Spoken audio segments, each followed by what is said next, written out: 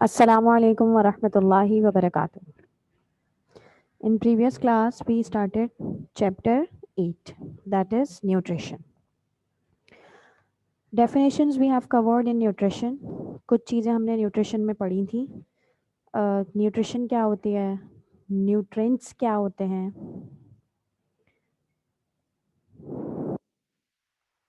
You can see as well on the screen. एक ऐसा process जिसमें हम जो हैं वो अपनी बॉडी के लिए फूड और ऐसे एसेंशियल सब्सटेंसेस लेते हैं जो नेसेसरी होते हैं हमारी बॉडी की हेल्थ के लिए, हमारी ग्रोथ के लिए, ठीक है। वो प्रोसेस न्यूट्रिशन है और ऐसे एसेंशियल सब्सटेंसेस जो फूड में मौजूद हैं जो हमारी बॉडी की ग्रोथ और उसकी हेल्थ के लिए इम्पॉर्टेंट हैं, वो न्यूट्रिएंट्स हैं। वो सब्सटेंसेस न्यूट्रिएंट्स हैं और प्रोसेस जो है वो न्यूट्रिशन है। Is that clear?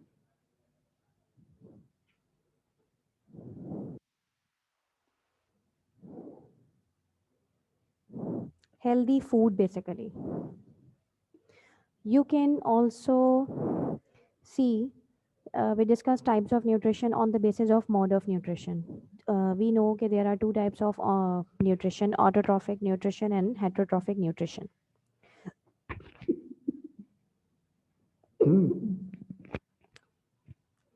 Autotrophic nutrition जो है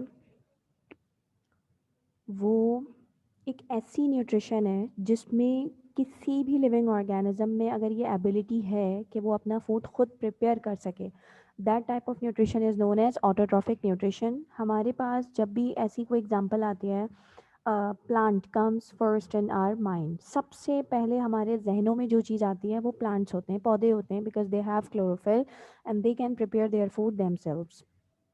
तो फोटोसिंथेसिस एंड कीमोसिंथेसिस ये दो ऐसे प्रोसेस हैं जो कि बेसिकली ऑटोट्रॉफिक न्यूट्रिशंस के हवाले से जो है वो इम्पॉर्टेंट होते हैं, ठीक है। तो न्यूट्रिशन हमेशा याद रखिएगा कि ये स्टडी होती है उन न्यूट्रिएंट्स की जो फूड में मौजूद हैं। हमारी बॉडी उन न्यूट्रिएंट्स को कैसे यूज़ करती है, हमारी हेल्थ का, हमारी डिजीज़ेस का, हमारी डाइट के साथ क्या रिलेशन होता है, हम कितने हेल्दी हैं और हमारी डिज़ीज़ स्टेट कौन सी है, हम कितने बीमार हो रहे हैं या कौन सी बीमारी है, ये बहुत हद तक जो है ना वो रिलेट करती है हमारी डाइट से। Is that clear? तो ये सारी चीज़ें जो हैं वो हमने डिस्कस की थी। Then we saw heterotrophic nutrition, एक ऐसी न्यूट्रिशन जिसमें लिविंग ऑर्गेनिजम्स जो हैं अपना फूड खुद प्रिपेयर नहीं करते, दे डोंट हैव एबिलिटी। क्यों? क्योंकि उनके पास क्लोरोफिल नहीं होता, तो इसलिए वो आते हैं हेटरोट्रॉफिक मोड ऑफ न्यूट्रिशन में।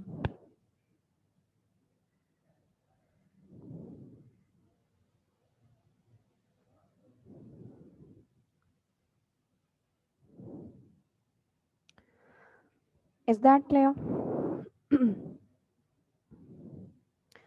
हमारे पास जो हेटरोट्रॉफिक न्यूट्रिशन है उसकी अगर हम बेस्ट एग्जांपल देखें तो obviously it is found in animals and human इसकी बेस्ट एग्जांपल है। एनिमल्स बेस्ट एग्जांपल्स हैं क्योंकि इनमें क्लोरोफिल मौजूद नहीं है, इनमें इतनी एबिलिटी नहीं होती कि ये अपना फूड जो है वो खुद से प्रिपेयर कर सकें।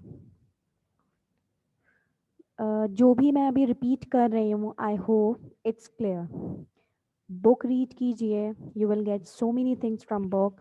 बहुत सारी ऐसी चीज़ें होंगी जो यहाँ लेक्चर अटेंड करने के बाद, मेरी बात सुनने के बाद आपको बहुत अच्छे से बुक समझ आएगी। स्टूडेंट्स को अगर ये कंप्लेन है ना कि ये प्रॉब्लम है वो है, तो आप लेक्चर सुन के वो वाला लेक्चर लाजमी बुक से रीड कर लिया करें। Is that clear? Autotrophic nutrition, अच्छा आप में से कोई मुझे बता सकता है कि लास्ट टाइम हमने लेक्चर एंड कहाँ किया था? Yes, who conducted last class? फिर हमने ये देखा था कि ऑटोट्रॉफिक जो न्यूट्रिशन है उसमें फोटोसिंथेसिस है, और फोटोसिंथेसिस क्या होता है, detailed photosynthesis we have discussed. Photosynthesis एक ऐसा प्रोसेस है जो प्लांट्स यूज़ करते हैं। प्लांट्स क्या करते हैं कि एटमॉस्फेयर से कार्बन डाइऑक्साइड लेते हैं और सॉइल से वाटर लेते हैं in the presence of chlorophyll, जो कि उनके अंदर ऑलरेडी मौजूद होता है। सनलाइट की प्रेजेंस में अपना ऑर्गेनिक फूड प्रिपेयर करते हैं इन द फॉर्म ऑफ ग्लूकोज। ये वो ग्लूकोज होता है जो उनको एनर्जी देता है, जो उनकी बॉडी के मेटाबॉलिज्म में हेल्पफुल होता है, और वही ग्लूकोज जो है वो आपस में ज्वाइन होके एक स्टार्च बनाता है जो बॉडी में स्टोर होता है in the form of starch. जो एक्सेस होता है वो स्टार्च की फॉर्म में जो है वो स्टोर हो जाता है। फोटोसिंथेसिस का कंप्लीट प्रोसेस आपने जो है वो चैप्टर 7 बायो एनर्जेटिक्स में भी किया था detail. So I don't think so कि मुझे बहुत ज़्यादा जो है वो इसकी डिटेल में जाना है। याद रखिएगा कि फोटोसिंथेसिस का नाम आते ही हमारे जहन में प्लांट्स आते हैं, लेकिन ये प्लांट्स के अलावा हर उस ऑर्गेनिज्म में होगा जिसमें क्लोरोफिल मौजूद है। Is that clear? हर वो ऑर्गेनिजम्स जिसमें क्लोरोफिल मौजूद है, ठीक है। कुछ बैक्टीरियाज होंगे, कुछ एल्जी हैं, और साइनोबैक्टीरिया हैं, ब्लू ग्रीन एल्जी जिनको हम कहते हैं, उन सब में जो है वो फोटोसिंथेसिस होता है। Now we are going to start our today's topic, that is heterotrophic nutrition. हमने हेट्रोट्रॉफिक न्यूट्रिशन की जब बात की तो हमने ये देखा कि एक ऐसी न्यूट्रिशन जिसमें ऑर्गेनिज्म के पास वो एबिलिटी नहीं है, वो कैपेबिलिटी नहीं है कि वो अपना फूड जो है वो खुद प्रिपेयर कर सके, तो ऑब्वियसली उनको अपना फूड किसी दूसरी सोर्स से लेना है।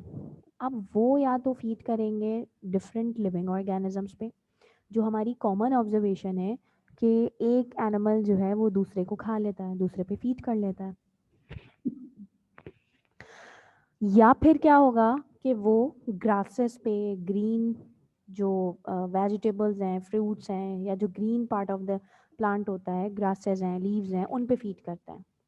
तो हेट्रोट्रॉफिक ऑर्गेनिजम्स में हमारे पास सबसे पहले जो आते हैं वो आते हैं herbivores. Yes, do you have any idea what are herbivores? Obviously, you know very well. These are the consumers which feed on herbs and other plants. वो तमाम लिविंग ऑर्गेनिजम्स जो फीड करते हैं किस पर? प्लांट्स पे फीड करते हैं वो, ठीक है। वो किस पे फीड करते हैं? प्लांट्स पे। प्लांट ईटर्स भी कहते हैं इनको, करेक्ट आंसर। और जो है वो हर्ब्स, हर्ब्स हैं, स्मॉल प्लांट्स हैं, या फ्रूट्स हैं, वेजिटेबल्स हैं, वो सब हर्बीवोर्स की कैटेगरी में आते हैं, ठीक है। आपके पास बेस्ट एग्जांपल्स गिवन है, जैसे you can see cow, giraffe, elephant, zebra, rabbit, horse, sheep, goat, ये सब हर्बीवोर्स की कैटेगरी में आते हैं।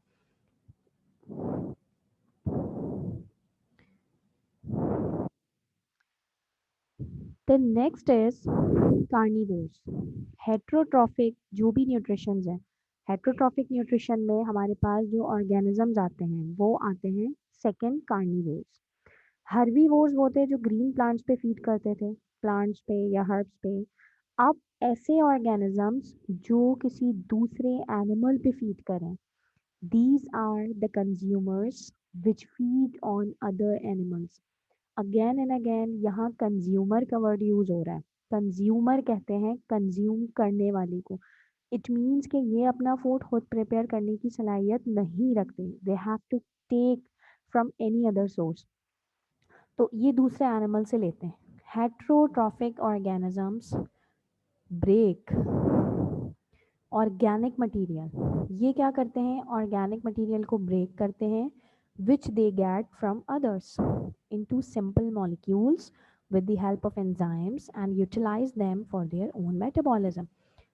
Let's suppose कुछ ऐसे, मैं अगर बात करूं ऐसे एनिमल्स की जो दूसरे एनिमल्स पे फीड कर रहे हैं, ठीक है।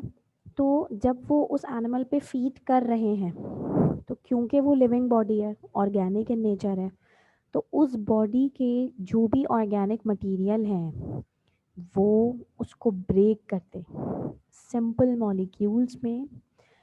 उनकी बॉडी में एंजाइम्स मौजूद हैं, उनके पास पूरा एक डाइजेस्टिव सिस्टम मौजूद है जो डाइजेशन करता है। एंजाइम्स जो है वो केमिकल ब्रेक डाउन करते हैं, जिसकी वजह से उनकी बॉडी का जो मेटाबॉलिज्म होता है उसमें वो जो मटेरियल है वो यूज़फुल होता है, ठीक है। अगर हम अपनी एग्जांपल लें तो हम चिकन खाते हैं, ठीक है, हम मीट लेते हैं, हम मटन या बीफ की फॉर्म में ले रहे होते हैं ना मीट, तो हम क्या करते हैं, हम उसको च्यू करते हैं, हम उसको डाइजेस्ट करते हैं, ठीक है, और फिर वो एक सिंपल फॉर्म में आता है हमारे डाइजेस्टिव सिस्टम के थ्रू और हमारे सेल्स में ट्रांसपोर्ट होता है in the form of food, और फिर जो है वो एनर्जी भी प्रोवाइड करता है, और वही फूड जो है वो हमारी बॉडी के मेटाबॉलिज्म में भी यूज़फुल होता है। तो हमेशा ये बात याद रखिएगा कि जो भी लिविंग ऑर्गेनिजम्स दूसरे ऑर्गेनिजम्स पे फीड कर रहे हैं, so many examples are here, you can see on the screen, ये सारे के सारे कार्निवोर्स हैं। आपके पास टाइगर है, फॉक्स है, लायन है, कैट है, डॉग है, वुल्फ है। तो ये जो ऑर्गेनिजम्स हैं, ये एनिमल्स हैं, जब ये दूसरे ऑर्गेनिजम्स पे फीड करते हैं, दूसरे को खा जाते हैं, बेसिकली ये शिकार करके खाने वाले जानवर हैं, तो होता क्या है कि इनकी जो बॉडी है उसको भी तो एनर्जी की नीड है। उनकी बॉडी का जो मेटाबॉलिज्म है, एनाबॉलिज्म है, कैटाबॉलिज्म है, उसमें क्या होता है कि वही जो फूड की फॉर्म में इन्होंने दूसरे ऑर्गेनिजम्स को लिया होता है, उसका ब्रेक डाउन होता है, सिंपल फॉर्म्स में आता है, और फिर वो इनको जो है वो एनर्जी प्रोवाइड करता है। I hope this is clear, you don't have any confusion.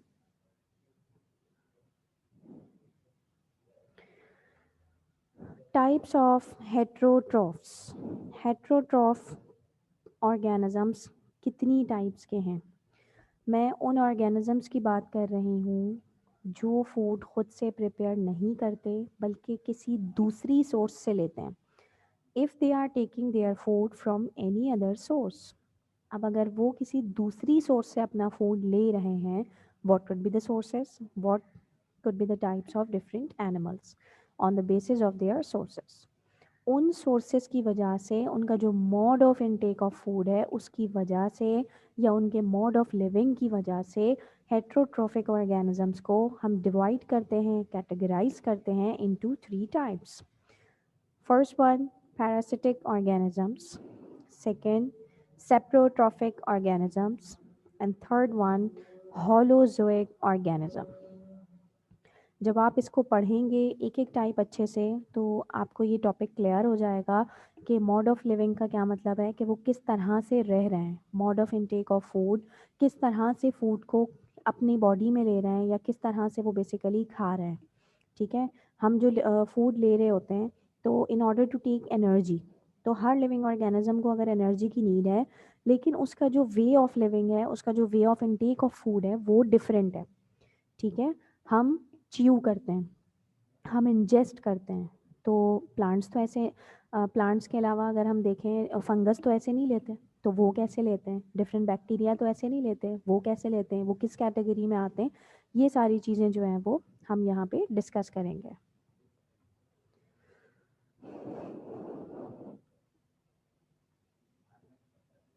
First one is parasitic organism. Do you have any idea what are parasites? Parasites ऐसे ऑर्गेनिजम्स को कहते हैं जो रहते हैं किसी दूसरे लिविंग ऑर्गेनिजम्स के साथ। बेसिकली हम यहाँ क्या देख रहे हैं कि दो लिविंग ऑर्गेनिजम्स जो हैं वो एक साथ रह रहे हैं।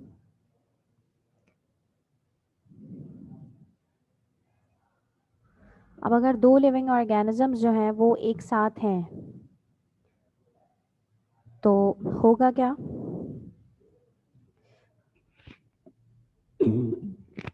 उनमें से एक पैरासाइट है और एक होस्ट है।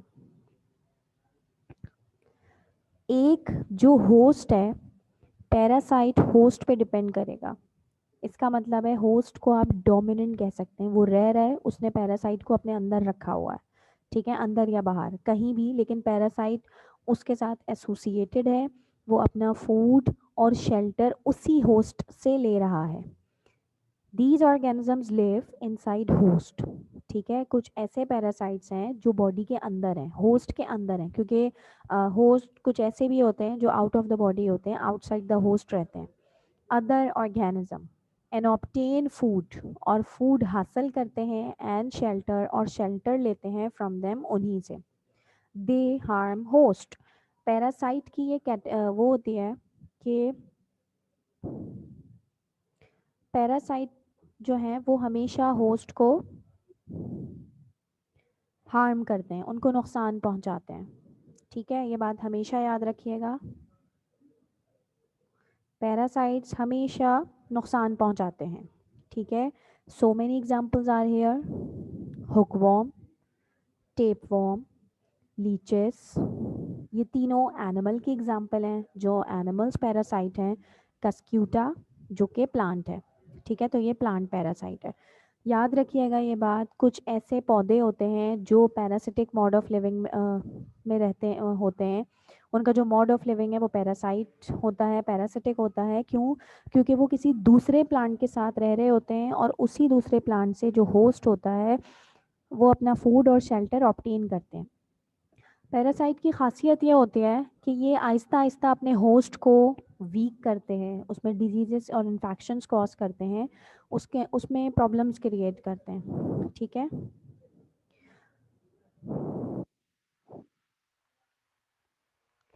Parasitic organisms, tapeworm and hookworm, you can see in this diagram, आप देख सकते हैं यहाँ, this one is tapeworm.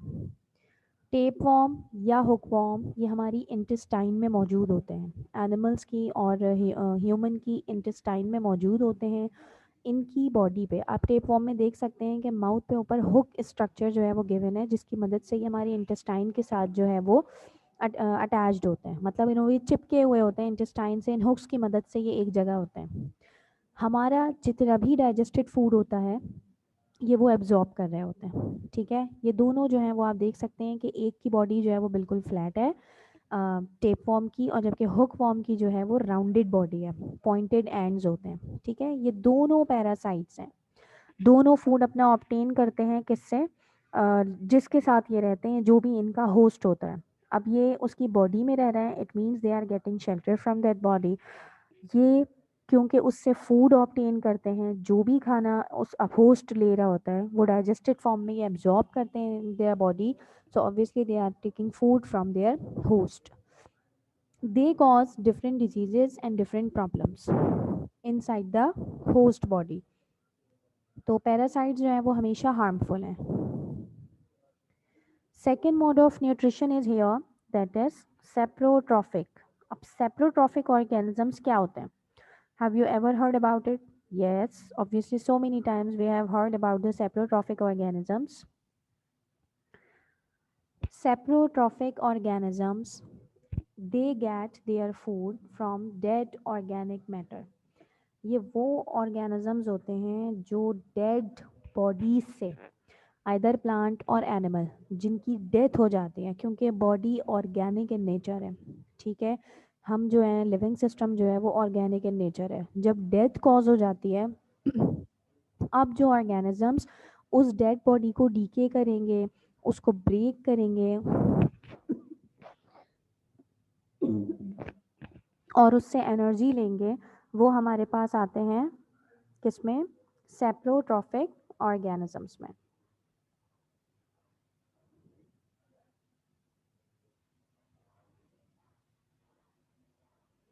They release enzymes outside their body to break complex food into simple forms.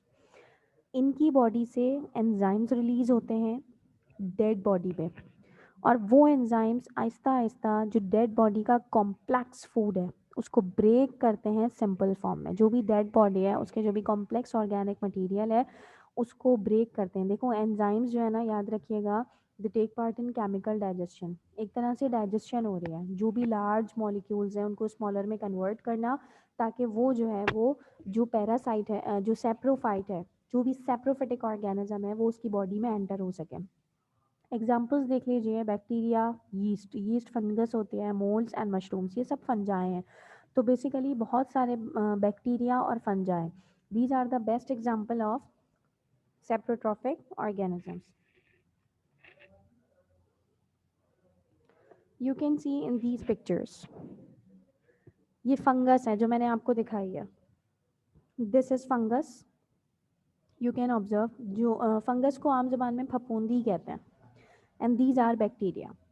तो हमें देखें ये माइक्रोस्कोपिक है, you can not see by your naked eye, तो जब भी कोई किसी एनिमल की डेथ हो जाती है या बर्ड्स की, आपने देखा होगा अक्सर, हमारी कॉमन ऑब्जर्वेशन है कि आहिस्ता आहिस्ता वो डीके होने लगता है और उसमें से डेटोरिएशन होने लगती है, स्मेल आने लगती है। बज़ाहिर हमें कोई नज़र नहीं आ रहा जो ये सारा काम कर रहा होता है, लेकिन वहाँ माइक्रोस्कोपिक फंजाई और बैक्टीरिया जो है वो एक्ट कर रहे होते हैं और उसकी बॉडी को डिकम्पोज कर रहे होते हैं। ये प्रोसेस हेल्पफुल भी है क्योंकि उसकी वजह से they add humus to the soil, soil की फर्टिलिटी बढ़ाते हैं, सॉइल में जो है वो सब्सटेंसेस को एब्जॉर्ब करवाते हैं, उसके साथ साथ खुद भी एनर्जी लेते हैं और अपनी बॉडी को जो है वो अपनी बॉडी के मेटाबॉलिज्म में उस एनर्जी को यूज़ करते हैं। I hope you don't have any confusion till here. अगर अभी आप बेटा if you want to ask anything you may ask, I am waiting. जो भी क्वेश्चन है, जो भी क्वेरी है, वो ज़रा पूछ लीजिए।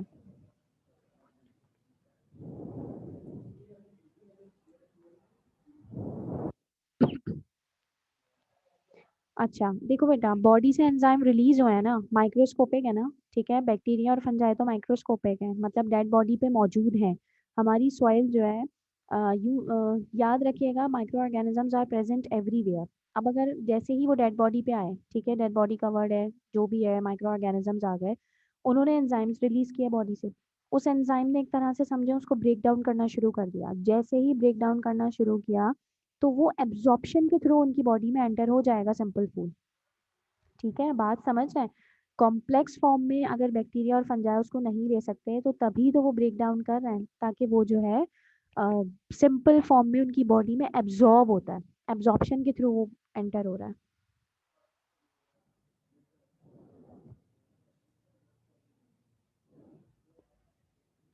Third one is hello holozoic organisms. जी, what are holozoic organisms? These organisms ingest food, then this food is digested by enzymes within the organisms. Holozoic organisms वो organisms होते हैं जो करते क्या हैं कि फूड का इंजेस्ट करते हैं। मतलब जैसे हम है ना, फूड अपनी बॉडी में लेते हैं, इंजेस्शन, निगलते हैं फूड को, और फिर वो फूड डाइजेस्ट होता है। हम बेसिकली डाइजेस्ट करके खा रहे होते हैं, ठीक है, हजम करके, हाजमा हो रहा होता है। तो ऐसे ऑर्गेनिजम्स जो हैं वो हॉलोजोइक ऑर्गेनिजम्स कहलाते हैं। Digested food is absorbed into the body and the undigested product is egested from the body. जो भी फूड डाइजेस्ट होता है खाने के बाद वो बॉडी में एब्जॉर्ब हो जाता है ताकि बॉडी को एसिमिलेट कर सके, बॉडी का पार्ट बन सके, बॉडी को एनर्जी दे सके, बॉडी के मेटाबॉलिज्म में वो हेल्प कर सके। और जो भी अनडाइजेस्टेड फूड होता है, जो डाइजेस्ट नहीं हो पाता, जो एक्सक्रीटरी मटेरियल है, जो वेस्ट प्रोडक्ट होता है, वो इजेस्ट होता है बॉडी से बाहर एक्सक्रीट हो जाता है, रिलीज हो जाता है। इसकी बेस्ट एग्जांपल हमारे पास है amoeba and human being. Amoeba और ह्यूमन बीइंग होलोजोइक ऑर्गेनिजम्स हैं क्योंकि इनमें जो मोड ऑफ न्यूट्रिशन है वो होलोजोइक न्यूट्रिशन है। You can C two examples, amoeba, और यहाँ पे जो आपको डाइजेस्टिव सिस्टम दिखाया गया है ये है ह्यूमन का, ह्यूमन डाइजेस्टिव सिस्टम, जिसमें प्रॉपर आप देख सकते हैं liver, stomach, gall bladder, intestines, the part of intestines, jejunum, colon, rectum, appendix, small and large intestine. ये पूरा सिस्टम इन्वॉल्व होता है डाइजेशन में।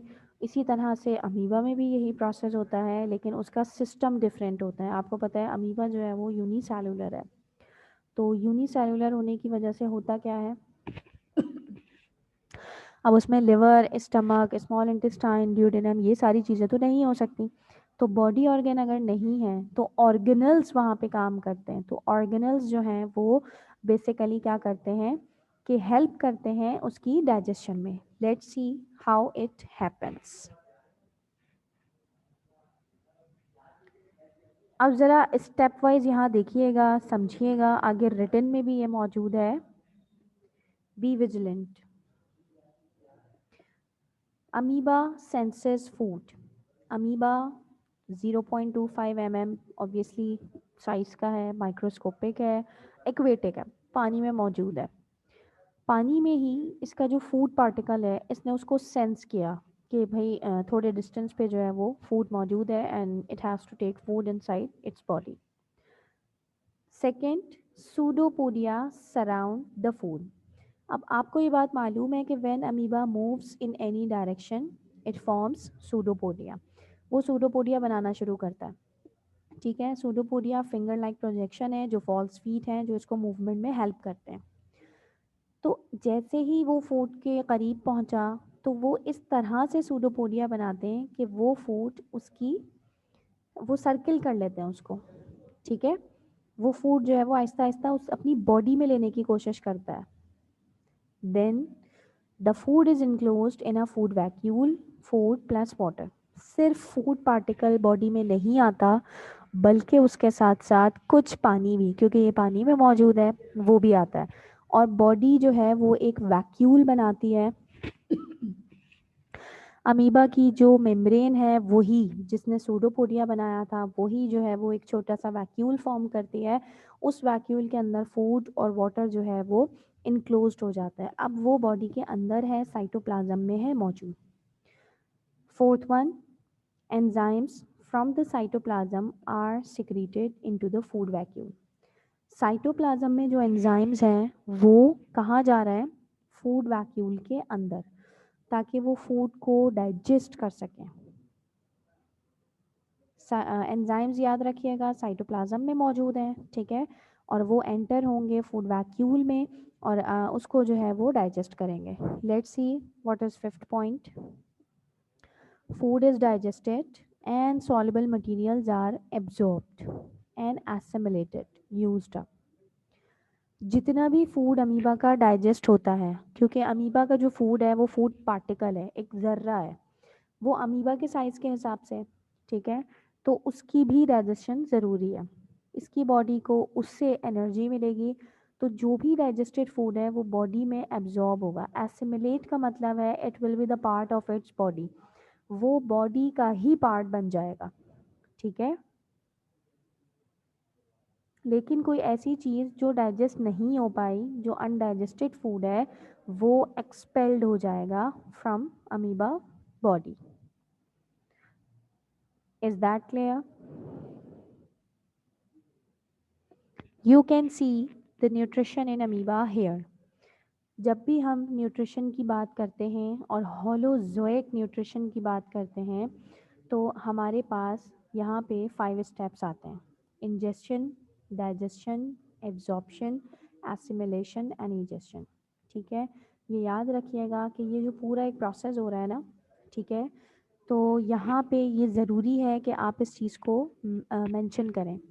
तो whenever we talk about the process of nutrition in amoeba, amoeba में nutrition जो है वो किस तरह से हो रही है, how amoeba is taking its food, और किस तरह से फिर उसकी डाइजेशन हो रही है, तो सबसे पहले उसको इंजेस्ट करना है।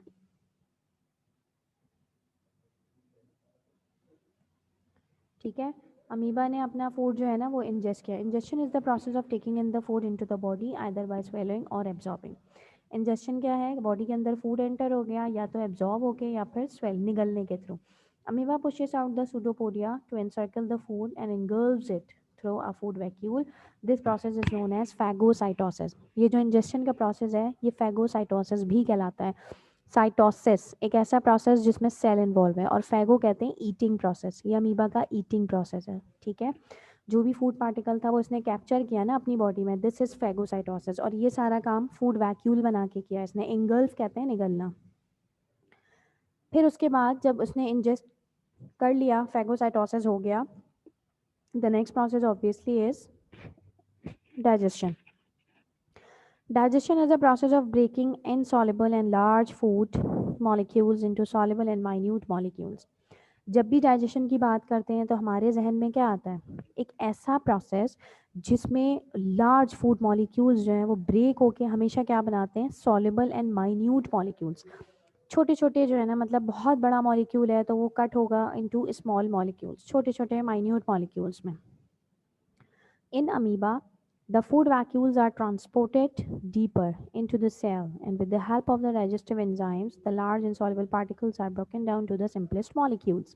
हमेशा याद रखिएगा कि ब्रेक डाउन एंजाइम्स के थ्रू होती है, ठीक है। अगर वो ब्रेक डाउन एंजाइम्स के थ्रू हो रही है तो वो केमिकल डाइजेशन है, और डाइजेस्टिव एंजाइम्स जो हैं वो बहुत ज़्यादा हेल्पफुल होते हैं इस डाइजेशन के प्रोसेस में, कि मॉलिक्यूल को कॉम्प्लेक्स से इनसॉल्युबल से सिंपल माइन्यूट और फॉर्म में ले आएं। Third process is absorption. In this process of absorption, the nutrients from the digested food material are absorbed into the cell's cytoplasm by leaving behind the undigested particles. This process is called diffusion. The excess food is stored in the form of glycogen and lipids. जो भी food की digestion हुई है, enzymes ने जो भी food को digest किया है, वो फूड वैक्यूल से जो है वो डिफ्यूजन के प्रोसेस के थ्रू डिफ्यूज होके जो है वो सेल में आ जाएगा, सेल के साइटोप्लाज्म में आ जाएगा। आपको पता है कि साइटोप्लाज्म जो है वो 24 आवर्स सर्कुलेट करता है, तो उसकी सर्कुलेशन से वो जो डाइजेस्टेड फूड है वो ट्रांसपोर्ट होगा टू ऑल सेल। जो भी अमीबा का पूरा सेल है तो उसमें ट्रांसपोर्ट होगा, एनर्जी प्रोवाइड करेगा, एसिमिलेट होगा, ठीक है। तो ये सारा जो काम हो रहा है वो हो रहा है डिफ्यूजन के थ्रू। एक्सेस फूड जो ज़्यादा मकदार में मौजूद है, जिसकी अभी बॉडी को ज़रूरत नहीं है, वो स्टोर हो जाएगा ग्लाइकोजन और लिपिड की फॉर्म में। Fourth one is assimilation.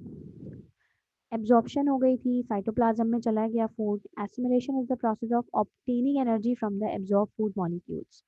हम और आसान ज़बान में कहते हैं कि जो भी डाइजेस्टेड फूड होता है जब वो बॉडी में एब्जॉर्ब हो जाता है तो it will become the part of the body. Body को उससे एनर्जी मिलती है, उसके मेटाबॉलिज्म में वो हेल्प करता है, तो ये एसिमिलेशन कहलाता है।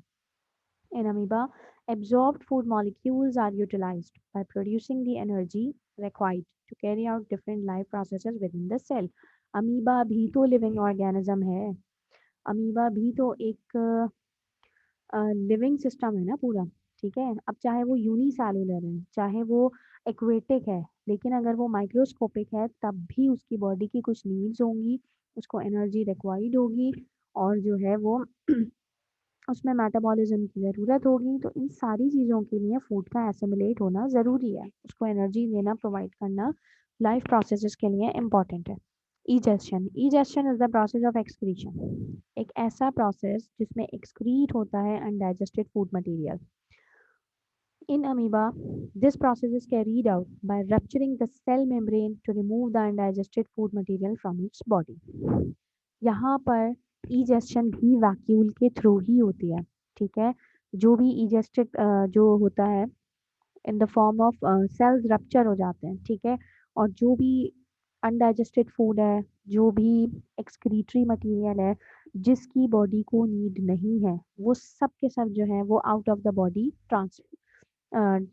बॉडी से जो है वो बाहर एक्सपेल कर दिए जाते हैं, उनको बॉडी से बाहर निकाल दिया जाता है।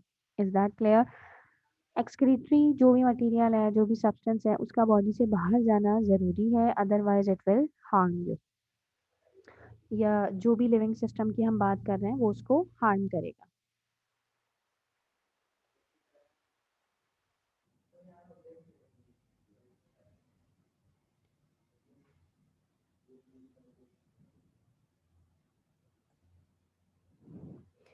I think this is clear, this topic.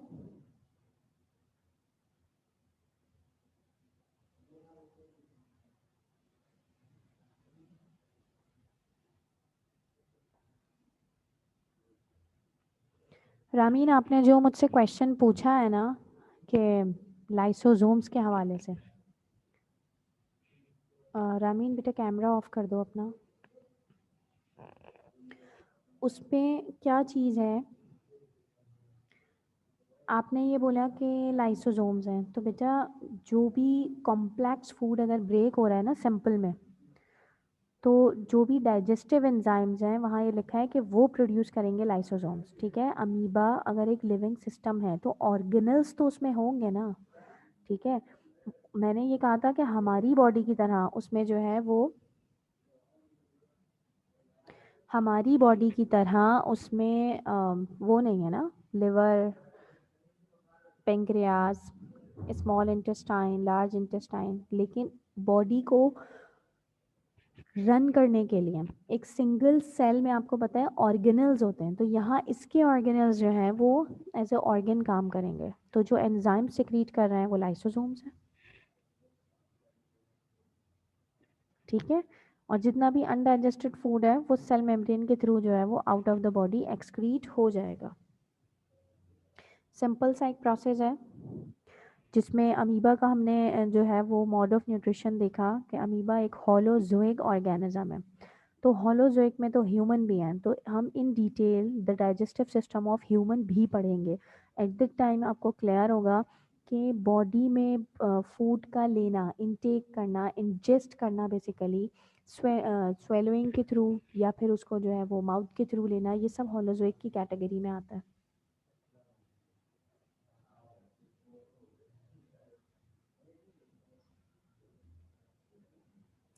अच्छा अताउर रहमान, आपका जो भी क्वेश्चन है बेटा आई विल टेल यू इंशाल्लाह टुमारो। या फिर आप एक काम ये कीजिए कि आप रिसेप्शन से पूछ लिया करें टेस्ट आपका कब है। मुझे अभी करीब में तो नहीं है। आप check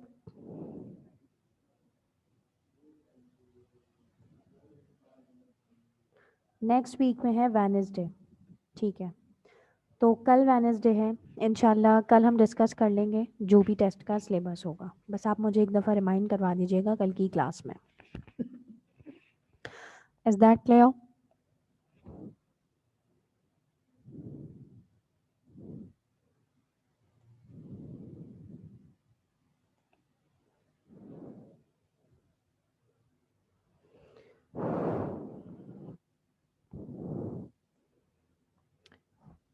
I hope this is clear. Easy process है, कोशिश ये कीजिएगा कि हेडिंग वाइज इसी तरह इसको अटेम्प्ट कीजिएगा ताकि आपको जो है वो इजीली ये सब कुछ समझ में आए।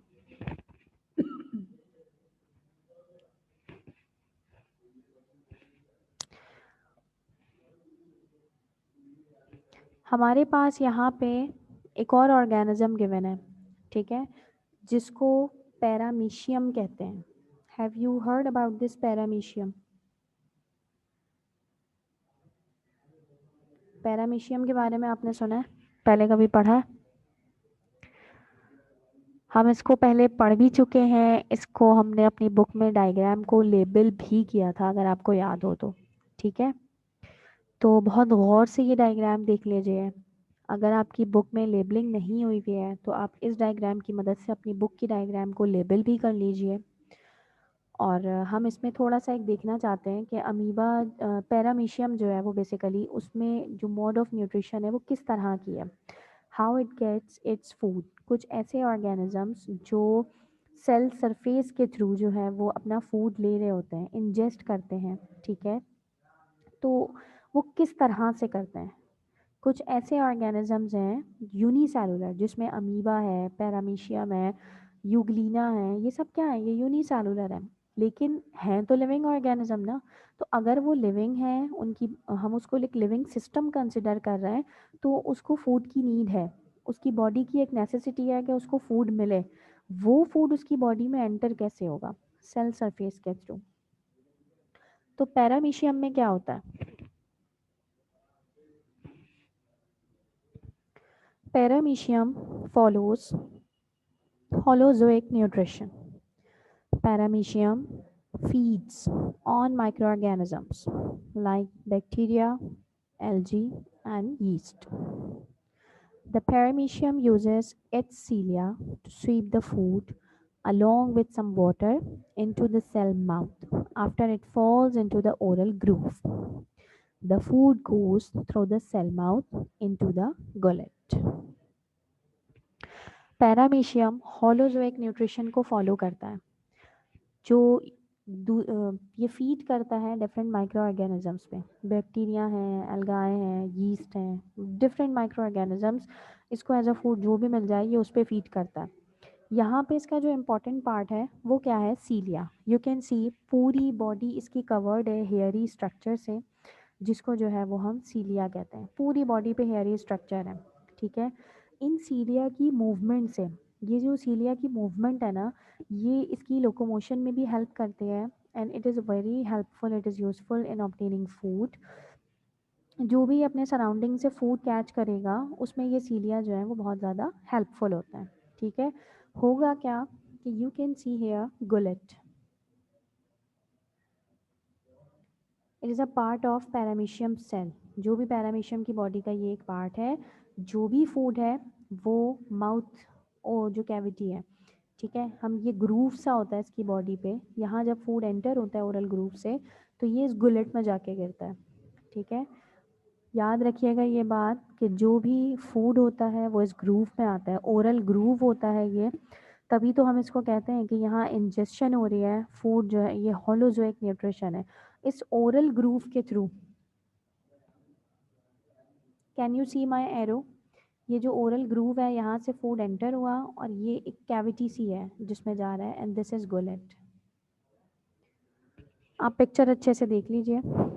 ठीक है, तो फिर जो है वो इस तरह से अपना फूड ऑब्टेन कर रहा है। कंप्लीट प्रोसेस याद रखिएगा, हर लिविंग ऑर्गेनिज्म में जब भी हम डाइजेशन की बात करते हैं, उसकी न्यूट्रिशन देख रहे हैं, अगर वो होलोजोइक है तो उसमें प्रोसेसेस वही सेम होंगे। सबसे पहले इंजेक्शन हो जाएगी, फिर डाइजेशन हो जाएगी, फिर एब्जॉर्प्शन होगी, फिर एसिमिलेशन होगी और फिर इजेशन।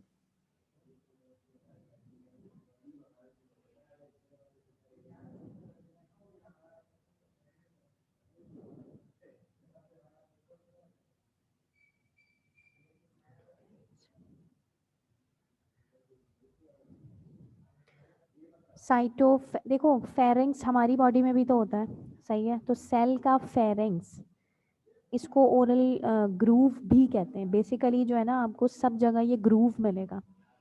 ये फर्स्ट टाइम इन्होंने इस तरह से बुक में साइटो फेरेंक्स दिया है, तो you can say groove and cyto pharynx. ठीक है,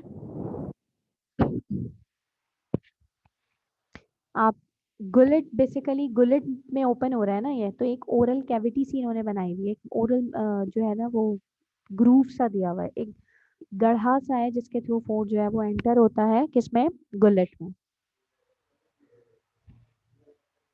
दोनों करेक्ट है बेटा, आप साइटोफेरेंक्स का है वो भी, ग्रूव का है वो भी।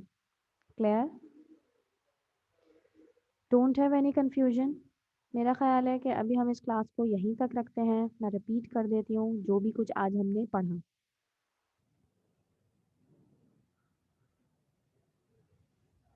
हमने क्या क्या देखा आज? हेटरोट्रॉफिक न्यूट्रिशन में हमने देखा कि वो ऑर्गेनिजम्स जो कि प्लांट्स पे फीड करते हैं, ठीक है, हर्ब्स पे फीड करते हैं, वो हमारे पास कहलाते हैं हर्बीवोर्स। और वो ऑर्गेनिजम्स जो कि हमारे पास फीड करते हैं डिफरेंट लिविंग ऑर्गेनिजम्स पे, अदर एनिमल्स पे, एक जानवर जो दूसरे को खाता है, दूसरे पे फीड करता है, तो वो कार्निवोर्स हैं। ये सब हेटरोट्रॉफिक ऑर्गेनिजम्स की कैटेगरीज हैं। फिर हमने ये देखा कि हम हेटरोट्रॉफिक ऑर्गेनिजम्स को जो है वो डिवाइड करते हैं डिफरेंट ग्रुप्स में, डिफरेंट टाइप्स में। इनमें से वो ऑर्गेनिजम्स जो किसी दूसरे लिविंग ऑर्गेनिजम्स के साथ रहते हैं वो पैरासाइट्स कहलाते हैं, ठीक है, और जिसके साथ रहते हैं वो होस्ट कहलाता है। पैरासाइट्स अपने होस्ट को हार्म करते हैं, उनको नुकसान पहुंचाते हैं, जबकि खुद उनसे बेनिफिट लेते हैं, अपना फूड, अपना शेल्टर, सब कुछ उन्हीं से ले रहे होते हैं।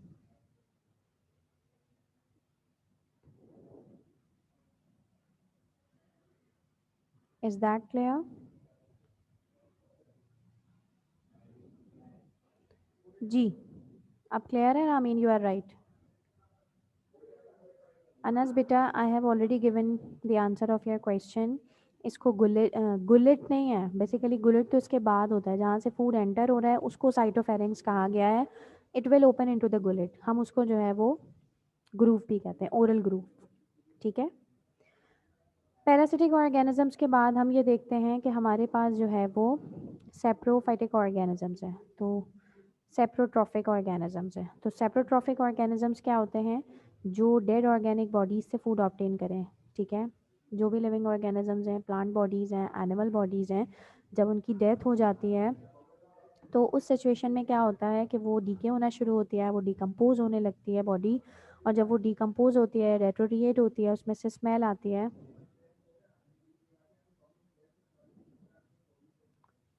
तो होता क्या है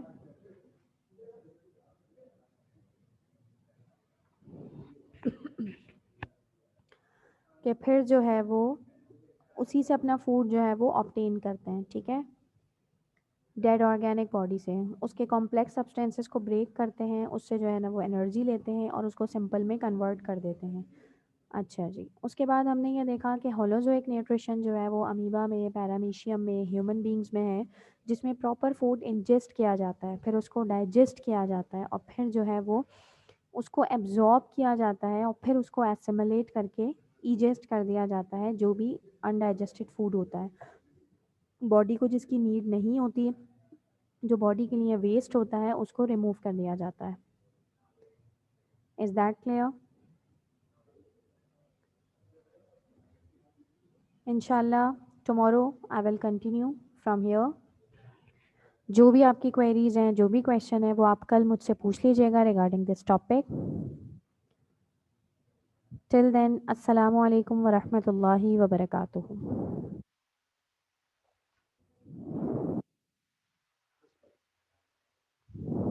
मैंने भी वीडियो रिकॉर्डिंग स्टॉप नहीं किया, हो जाती है।